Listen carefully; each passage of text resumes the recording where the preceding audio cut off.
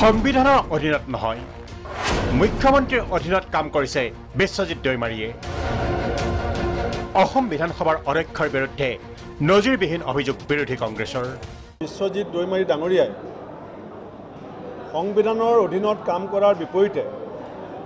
অসমৰ মুখ্যমন্ত্ৰীৰ অধীনত কাম কৰা পৰিলক্ষিত হৈছে ৰাজ্যসভাৰ নিৰ্বাচনত হৰ্চ ট্ৰেডিঙৰ আশংকাৰ মাজতেই বিধানসভাৰ অধ্যক্ষ বিশ্বজিৎ দৈমাৰীয়ে হুইপ অৱজ্ঞা কৰা বিধায়কক অযোগ্য ঘোষণা নকৰে বুলি ঘোষণা কৰিছিল ৰাজ্যসভা নিৰ্বাচনত দল বিৰোধী আইন প্ৰযোজ্য নহয় বুলি অধ্যক্ষই কৰা ঘোষণা আইনসন্মত নহয় প্ৰদেশ কংগ্ৰেছৰ সভাপতি ভূপেন বৰাই এইদৰে দেখুৱাই দিয়া আইন অথৰাইজ ইলেকশ্যন এজেণ্টজনক আমাৰ দলৰ বিধায়কে ভোটটো দিয়াৰ সময়ত আৰু ভোটটো দিয়াৰ পিছত বাকচত ভৰোৱাৰ আগতে তেওঁ আমাক দেখুৱাবলৈ বাধ্য ৰুল 39 ডাবলে under 1961 election rule provided such elector refuses to show his marked ballot paper to the authorized agent যদি কোনোবা আমাৰ দলৰ সদস্যই আমাক ভোটটো দেখুৱাবৰ কাৰণে অনিচ্ছা প্ৰকাশ কৰে of his political party the ballot paper issued to him shall be taken back আমি ballot paperখন তেওঁৰ পৰা ঘূৰাই ল'বলৈ তাত থকা বিষয়াক আমি বাধ্য কৰিম জনপ্ৰতিনিধিত্ব আইনৰ ধাৰা দেখুৱাই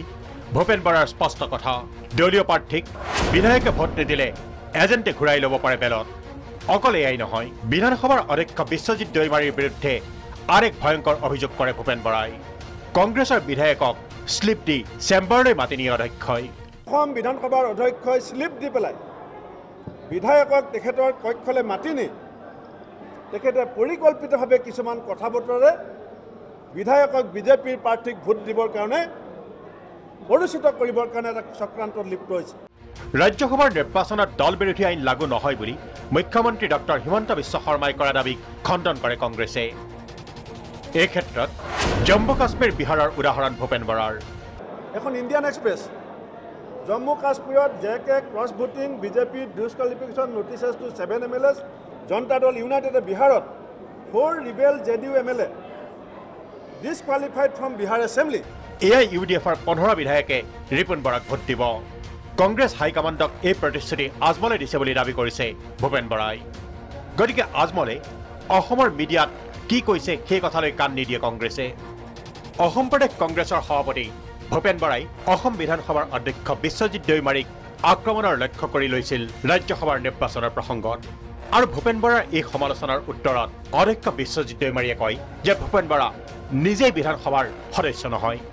তেনে পৰিপ্ৰেক্ষিতত বিধানসভাৰ ভিতৰৰ কথা ভূপেন বৰাই কেনেকৈ জানে বুলিও প্ৰশ্ন কৰে অধ্যক্ষ দৈমাৰীয়ে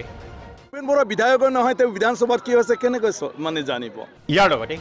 বিধায়কক অযোগ্য ঘোষণা কৰাৰ অধিকাৰ অধ্যক্ষৰ নাই এই অধিকাৰ নিৰ্বাচন আয়োগৰহে আছে বুলি অধ্যক্ষ বিশ্বজিৎ দৈমাৰীয়ে কয়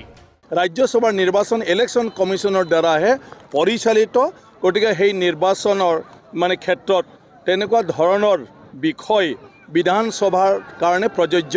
নহয় ভিডিঅ' জাৰ্নেলিষ্ট পংকজৰ সহযোগত বিতুপন শইকীয়াৰ ৰিপৰ্ট প্ৰাগ নিউজ